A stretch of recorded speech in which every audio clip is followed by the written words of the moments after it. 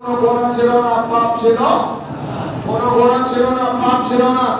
দিনের পর দিন বড় হতে হতে বালেগ হওয়ার পর থেকে শুরু করে শয়তানের প্ররোচনায় করে গোনা করতে করতে তোমরা নফসের উপর অতি বেশি জুলুম করে ফেলেছো, যার কারণে আল্লাহ পাক আদেশ করে বললেন, ইয়া রাসূলুল্লাহ, ইয়া হাবিবাল্লাহ, আপনি ঘোষণা করে দিন, আপনি আপনার উম্মতদেরকে বলে দিন, আমার বান্দাদেরকে বলে দিন, যারা নফসের উপর জুলুম করেছিল, অত্যাচার করেছিল, আমার আদেশ না মেনে শয়তানের কথা শুনে, নবীর আদেশ না মেনে শয়তানের কথা অনুসরণ করে যারা নিজের নফসের উপর অত্যাচার করেছে, জুলুম করেছে, আজকের এই শবে বরাত হচ্ছে তাদের জন্য মর্যাদাবান, সম্মানী, আল্লাহর রহমত পাওয়ার, মাগফিরাত পাওয়ার একটা রাত।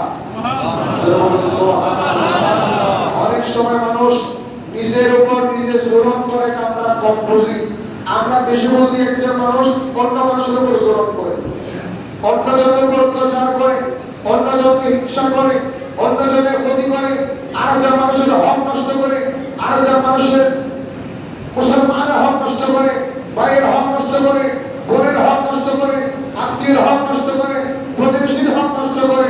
এটা যেভাবে সত্য, মানুষ কিন্তু যেমন দেখা যায় শয়তানের তাড়নায় করে নামাজ ছেড়ে দেয়, শয়তানের কথা অনুসরণ করে মিথ্যা কথা বলে, অন্যায় করে, জুলুম করে, নির্যাতন করে, ওই অন্যায় কাজগুলা নিজের নফসের উপর জুলুম করা হয়। নিজের নফসের উপর কি করা হয়?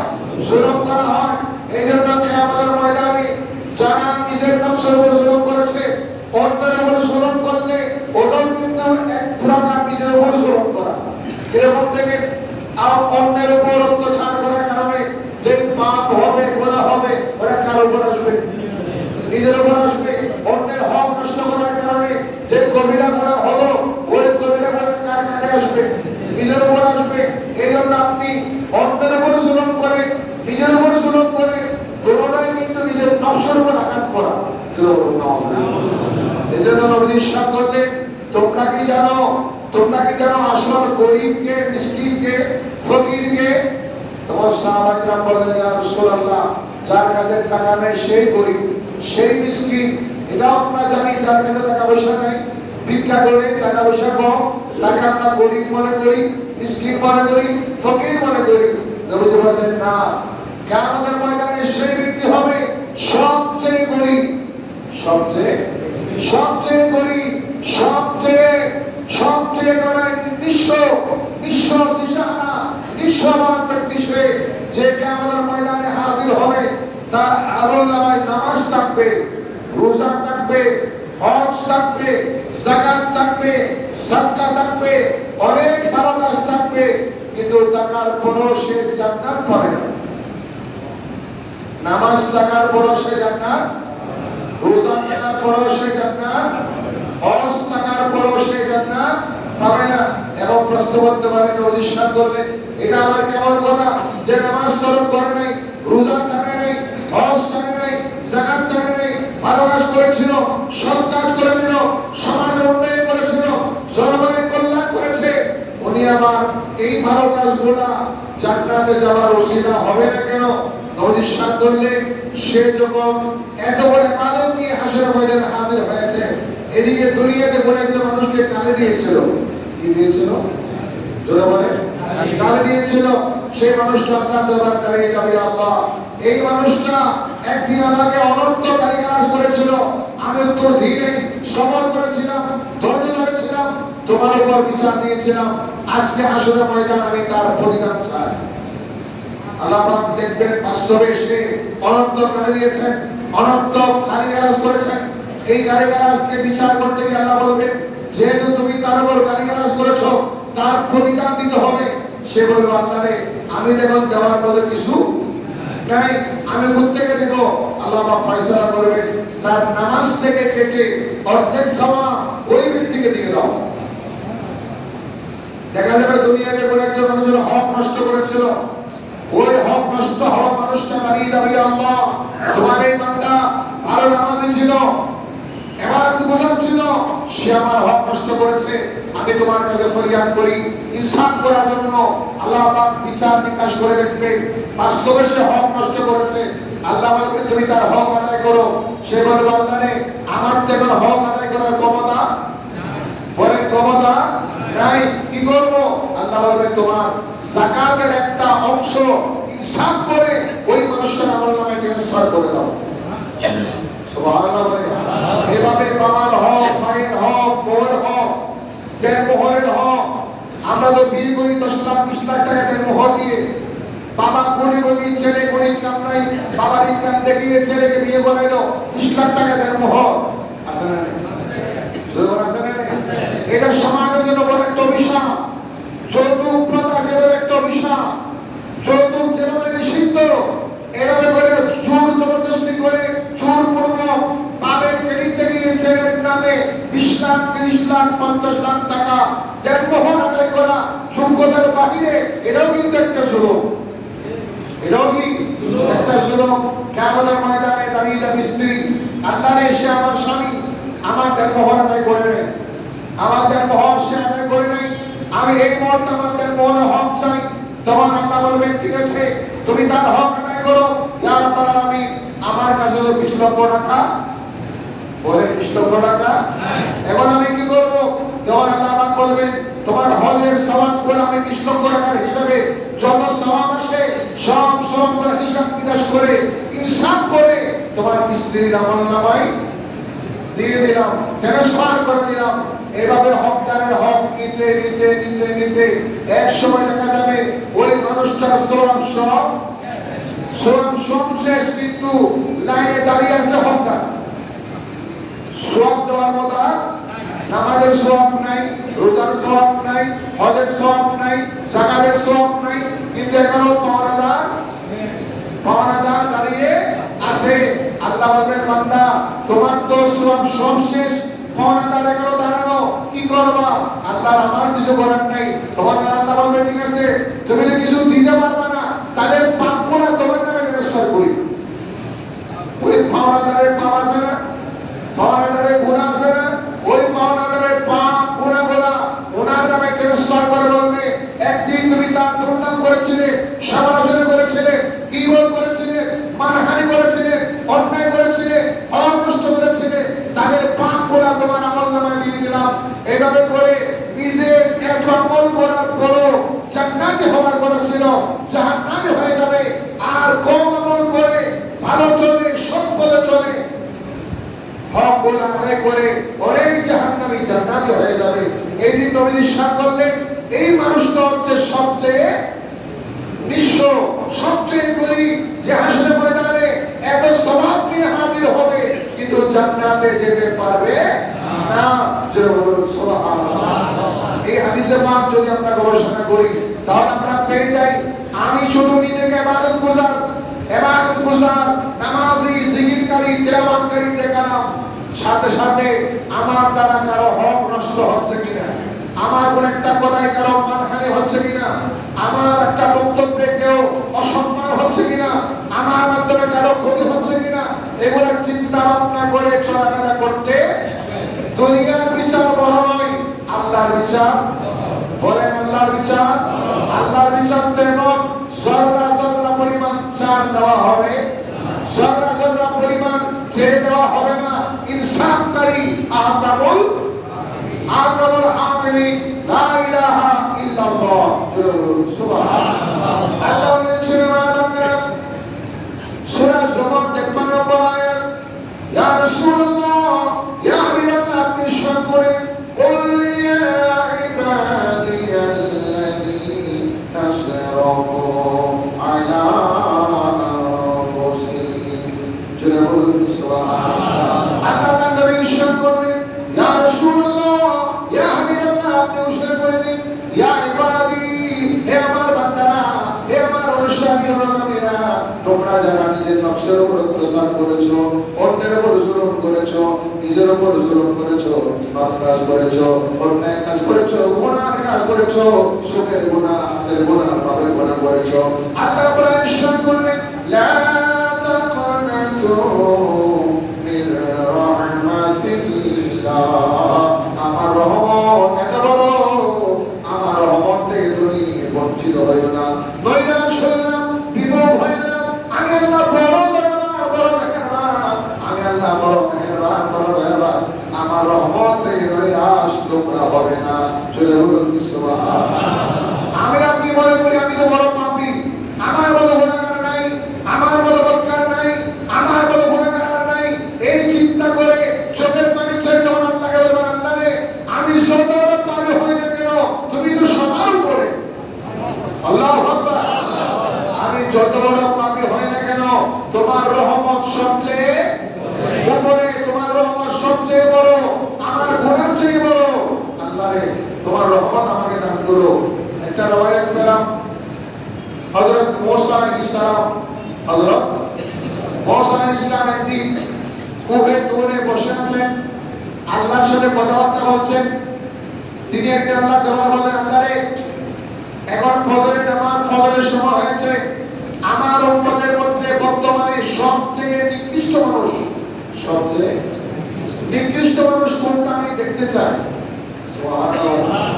সবচেয়ে নিকৃষ্ট মানুষ কোনটা আমি দেখতে চাই। আল্লাহ বলেন তুমি বসো, প্রথম যে মানুষটা আসবে সে হচ্ছে তোমার উম্মতের সবচেয়ে নিকৃষ্ট। কিছুক্ষণ পরে দেখতেছেন একটা মানুষ কোন একটা ছোট্ট শিশু নিয়ে সামনে যাচ্ছেন, ছেলে এবং বাবা দুজন যাচ্ছেন। তখন মুসা আলাইহিস সালাম দেখলেন যে মানুষটা ছেলেকে করে নিয়ে যাচ্ছে ওই মানুষ হচ্ছে ওনার উম্মতের সবচেয়ে নিকৃষ্ট বান্দা। বুঝতে পেরেছেন? আবার বিকালবেলা জোহরের পরে তিনি আবার দোয়া করলেন, আল্লাহ রে আমার উম্মতের সবচেয়ে দামি মানুষ, সবচেয়ে সিনিয়র, সবচেয়ে নেককার, সবচেয়ে উৎকৃষ্ট বান্দাকে আমি তাকেও দেখতে চাই। আল্লাহু আকবার। আল্লাহ বললেন বিকালবেলা যে মানুষটা তুমি প্রথম দেখবে মাগরিবের আগে, ওই মানুষটা হচ্ছে সবচেয়ে দামি। সুবহানাল্লাহ। এবং দেখতেছেন বিকালবেলা আসতেছেন একজন মানুষ কোন একটা শিশু নিয়ে, আগে সকালবেলা যাওয়ার সময় যে মানুষটা গিয়েছিল একই মানুষটা আসতেছে, দুইজনটা একই মানুষ। মুসা আলাইহিস সালাম এখন প্রশ্ন করেন, আল্লাহ রে যে মানুষটা সবচেয়ে পাপী সে ওই ব্যক্তি, আবার যে মানুষটা সবচেয়ে নেককার সে ওই ব্যক্তি, বড় নাকি? সুবহানাল্লাহ। আল্লাহ বলেন মুসা শোনো, এই মানুষটা সকালবেলা যাওয়ার সময় সবচেয়ে বড় পাপী ছিল, বদকার ছিল, নিকৃষ্ট ছিল।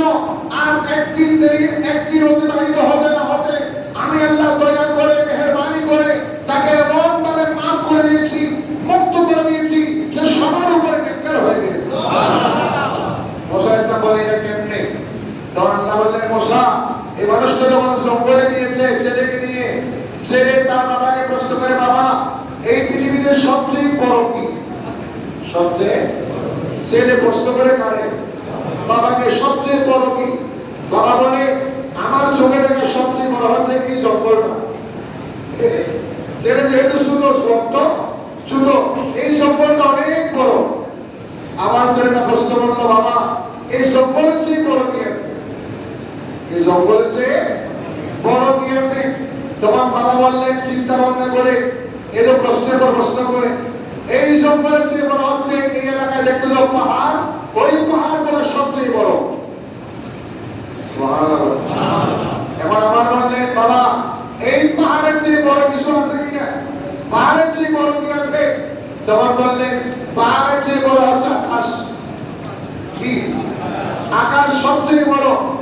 আবার বললেন বাবা আকাশ তো বড় দেখলাম, আকাশের চেয়ে বড় কি কিছু নাই? মানুষটা এখন হতভম্ব হয়ে গেলেন, পেরেশানিতে পড়ে গেলেন, কি উত্তর দিবেন, কি জবাব দিবেন।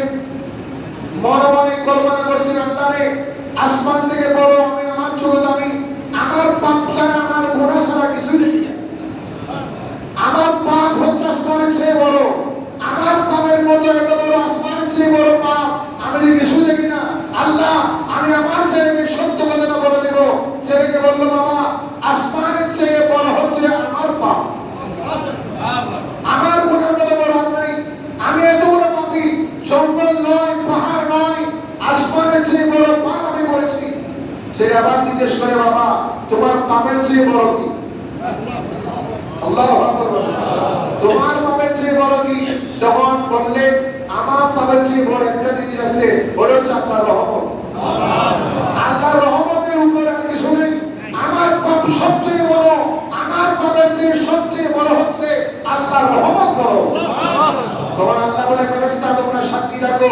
এ গুনাহগার হতে পারে, পাপী হতে পারে, একবার একদিনের চোখের পানি ছেড়ে মনের মধ্যে দুঃখ বেদনা রেখে চোখের পানি ছেড়ে সে ঘোষণা করলো তার পাপের চেয়ে আমি আল্লাহ বড়, আমি আল্লাহ যেহেতু বড়, আমি বড় হিসেবে বড় দায়িত্ব পালন করি, আমি তার জীবনের গুনাহগুলো মাফ করে দিলাম, আমি তাকে নিষ্পাপ বানাই দিলাম, তাকে মুক্ত করে দিলাম, নিষ্পাপ বানাই দিলাম। 10 বছর ইসলাম আল্লাহ বলে মোসা এই মানুষটা সামান্য একটা বিশ্বাসের কারণে, চোখের পানির কারণে আমাকে বড় বলে বিশ্বাস করেছে, এই বিশ্বাসের কারণে আমি তাকে মাফ করে ক্ষমা করে নিষ্পাপ বান্দা বানাই দিলাম। আল্লাহু আকবার।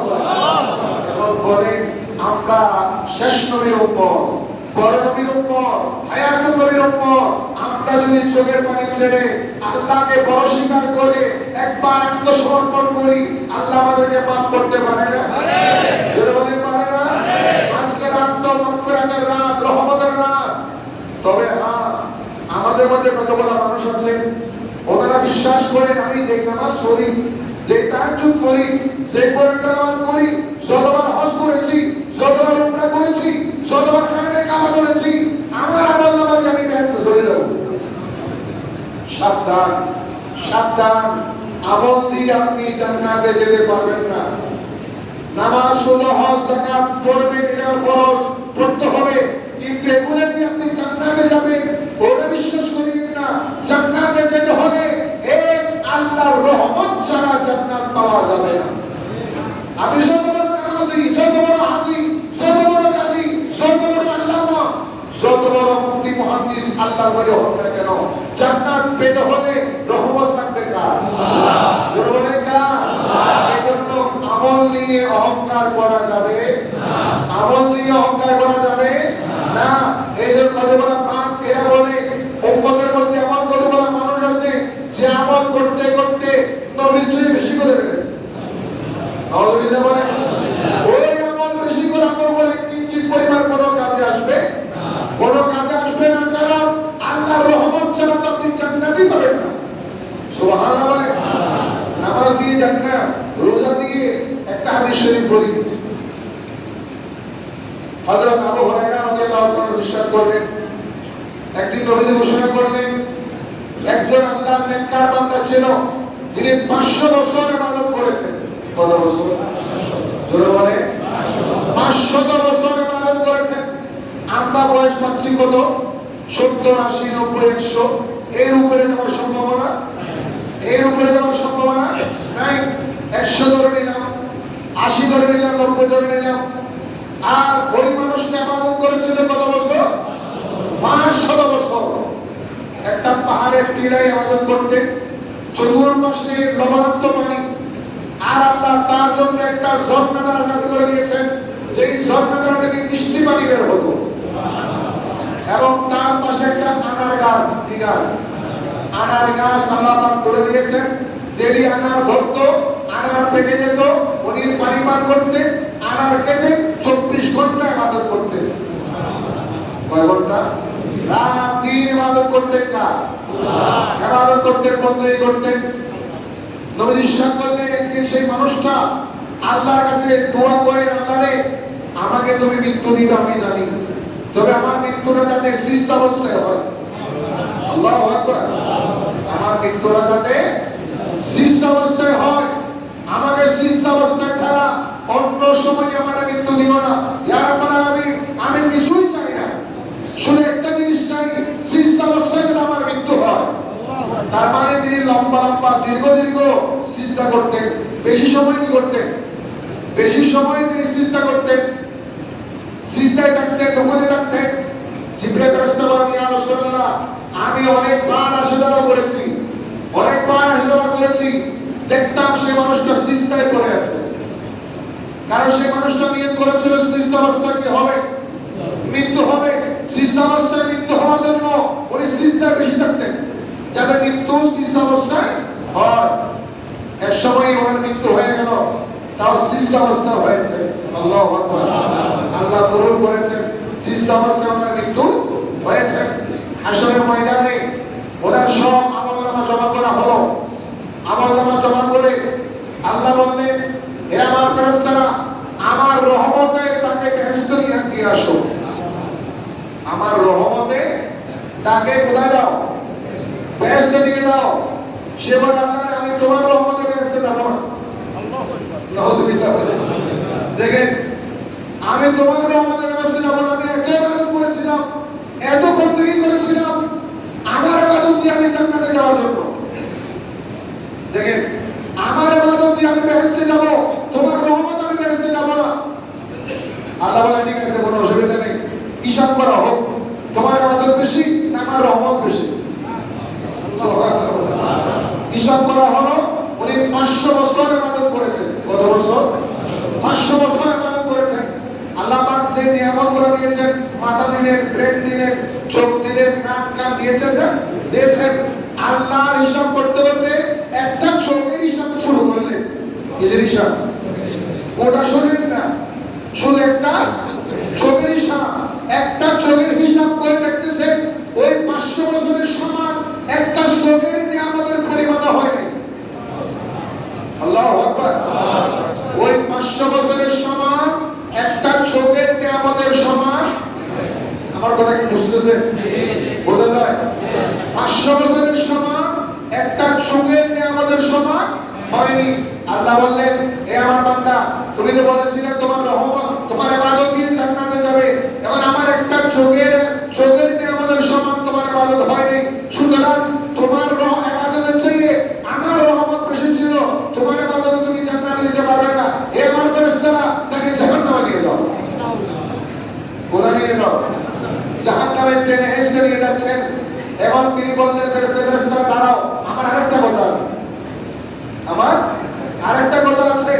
তখন বললেন আল্লাহ রে, আমি বলেছিলাম একটু যাচাই করেছিলাম আমি কেমন, আসলে আমার ইবাদত কিছুই না, তোমার রহমত ছাড়া জান্নাত আমি পাবো না।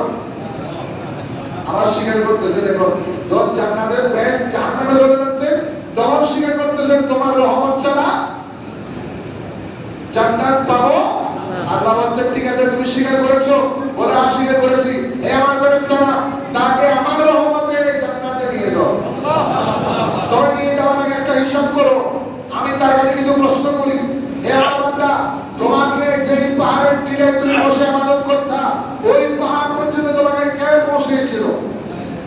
তিনি বলে আল্লাহ তুমি। তোমার চতুর্পাশে লবণাক্ত পানি ছিল, মিষ্টি পানি কে দিয়েছিল? আল্লাহ তুমি। তোমার জন্য একটা গাছ দিয়েছিলাম, আনার গাছ, ওই গাছটাকে দিয়েছিল? আল্লাহ তুমি। তোমাকে যে হায়াত দিয়েছিলাম, ওই হায়াতটা দিয়েছিল? আল্লাহ তুমি। তোমাকে যে প্রেম দিয়েছিলাম, কে দিয়েছিল? আল্লাহ তুমি। বলতে বলতে বলতে সব কথা স্বীকার করে আল্লাহ দরবারে সিজদা করে গেলেন। আল্লাহ আমার বলতে কিছু নেই, আমার সব তোমার। আমার বলতে কিছু নেই, আমার আপাদ মস্তক তোমার, আমার ইবাদত তোমার, আমার জীবন তোমার, আমার সব তোমার। তুমি ছাড়া কোনো উপায় নেই। জোরে বলুন সুবহানাল্লাহ। নবী ইরশাদ করলেন, উম্মত ও আমার সাহাবীরা, তোমরা আল্লাহর ইবাদত করো, তবে বিশ্বাস রাখো আল্লাহর রহমত থেকে নৈরাশ হওয়া যাবে না। বলে না নৈরাশ হওয়া যাবে না। আজকে শবে বরাত, এখন আপনারা কিছু কাজ নেই, কিছু খেতে হবে, খেয়ে আপনারা ইবাদত করতে হবে, দীর্ঘায়িত করব না।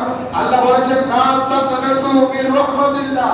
আমি অন্যজন নিয়ে চিন্তা করার সময় নেই, আরেকজন নিয়ে ভাবার সময় নেই, নিজেকে নিয়ে ভাবেন আমি কোন অবস্থায় আছি, আমি কত বড় গুনাহ করেছি, কত বড় পাপ করেছি, কেমন পাপী আমি।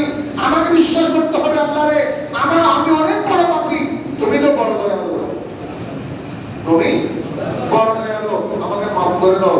তুই ফোঁটা চোখের পানি যদি ফেলতে পারে, কয় ফোঁটা বলেন, কয় ফোঁটা? তুই ফোঁটা চোখের পানি ফেলতে পারলে আল্লাহর গজব আযাব বন্ধ হয়ে যাবে। হাদিস শরীফে আছে আল্লাহর গজব বন্ধ করার ক্ষমতা কারণে আছে, আল্লাহর গজব বন্ধ করতে পারে কারো ক্ষমতা আছে। কিন্তু আল্লাহ আপনার ভিতরে এমন একটা পাওয়ার দিয়েছেন, এমন একটা শক্তি দিয়েছেন, যেই পাওয়ারের শক্তির বিনিময়ে আপনি আল্লাহর গজবকে বন্ধ করতে পারবেন। ওটা কি জানেন? ওটা যে চোখের পানি। ওটা কি? চোখের পানি হচ্ছে এত পাওয়ার। ওই চোখের পানি দেখলে আল্লাহ বান্দাকে আর গজব দেয় না, আযাব দেয় না, কষ্ট দেয় না, বিপদে ফেলে না, মুসিবতে ফেলে না, কষ্ট থেকে মুক্তি দেন, রোগ থেকে সেবা দেন, বিপদ গোলামত মুক্ত করে আপনি যা চান তা মানে কিসের বিনিময়ে? বলেন কিসের বিনিময়ে? চোখের পানির বিনিময়ে। আপনারাও মহিলারাও মা বোনদেরকে বলবেন আজকের আগে যাই না মাকে বসে কান্না করে দোয়া করার জন্য, নিজের জন্য, পরিবারের জন্য, মুসলমানের জন্য, বিশ্ব মুসলিমের জন্য দোয়া করতে। এই জন্য আল্লাহ বলছেন লা তাকনাতু মির রাহমাতিল্লাহ, বান্দারা আমি সর্বনাম দিয়েছি আমার রহমতের সাইরাম করার জন্য, আমার রহমতের প্রমাণ দেওয়ার জন্য। আজকে সর্বনামকে যারা বিরোধিতা করে, ভিন্ন ভাষায় কথা বলে, এরা হাকিকত মুসলমান কিনা সন্দেহ হয়, ঠিক কিনা? হাকিকত মুসলমান কিনা সন্দেহ হয়। আমার আগে আমার ইমাম সাহেব বলেছেন কোন একজনের কথা, এই শব্দগুলো উনি বলেছেন আমি আর দ্বিতীয়বার নিচ্ছি না। আমার আফসোস হয় এদেরকে কেমনে আমরা আলেম বলি, এদেরকে কেমনে আমরা জ্ঞানী বলি, এদেরকে কেমনে আমরা মুসলমান বলি। এরা কি লেখাপড়া করেছে, কি পেয়েছে, এত হাদিসগুলা, এত হাদিস শরীফ সহিহ হাদিস অস্বীকার করলো। মসজিদ থেকে বেশ্যাখানাকে গুরুত্ব বেশি দিল।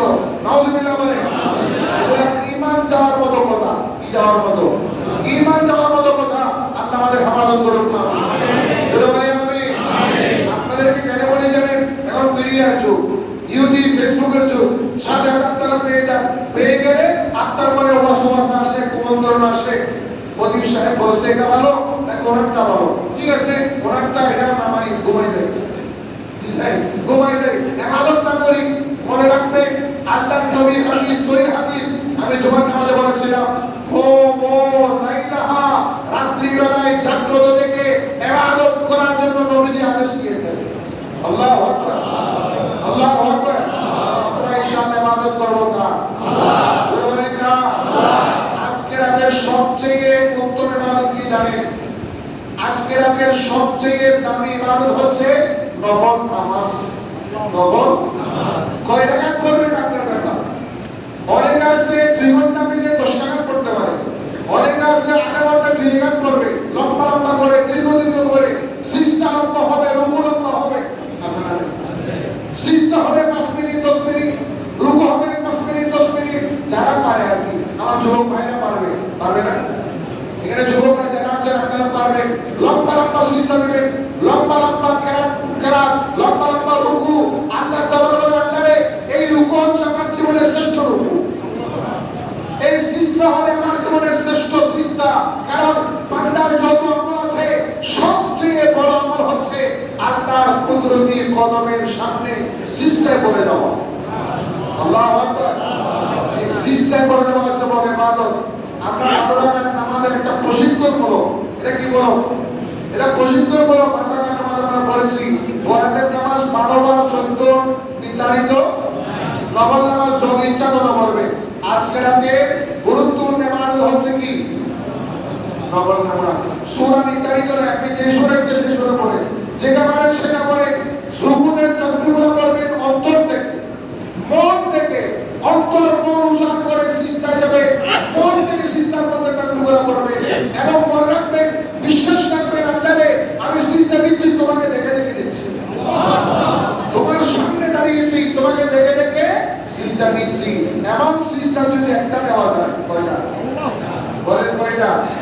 একটা সিজদাই আপনার বেড়া পার, একটা সিজদায় আপনি জান্নাতি হয়ে শুরু।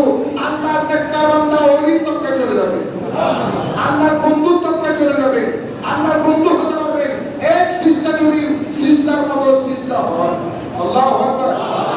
সুতরাং আমি পরামর্শ দেব, আজকে রাতে টেলিভিশন দেখার দরকার, ফেসবুক ইউটিউব দেখার দরকার, জোরে বলেন দরকার। টেলিভিশনে কেরাত চলে, হুজুরদের বক্তব্য চলে, চলে না? ওগুলো দেখার দরকার নেই। ওখানে ফয়েজ নেই, বরকত নেই। ফয়েজ বরকত হচ্ছে আপনি ওযু করে মাথায় টুপি দিয়ে জায়নামাজে বসে পড়বেন, জায়নামাজে বসে যত ইচ্ছা তত নামাজ পড়েন। শরীর দুর্বল হয়ে গেলে চা পান করেন, পানি পান করেন। এরপরে 2 নম্বর হচ্ছে আমার নবীর উপর দরুদ শরীফ পড়বেন। কি পড়বে? দরুদ শরীফ হচ্ছে নামাজের পরে শ্রেষ্ঠ ইবাদত, শ্রেষ্ঠ ইবাদত, শ্রেষ্ঠ ইবাদত। যত বেশি পারে তত বেশি পড়বেন।